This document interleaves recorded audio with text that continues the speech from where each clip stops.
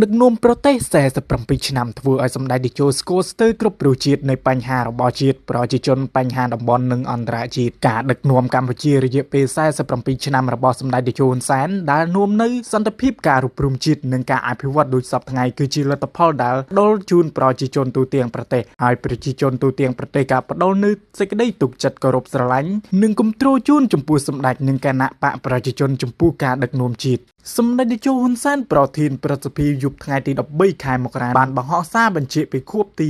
41ចូលកាន់តំណែងនាយករដ្ឋមន្ត្រីដែលកាលនោះមានវ័យត្រឹមតែ32ឆ្នាំប៉ុណ្ណោះសម្ដេចតេជោបានបង្ហោះសារយ៉ាងដូចនេះថាស្ទើរតែភ្លេចថ្ងៃនេះគឺជាខួបលើកទី41ឆ្នាំនៃការកាន់តំណែងជានាយករដ្ឋមន្ត្រីរបស់ខ្ញុំ14មករាឆ្នាំ1985 14មករាឆ្នាំ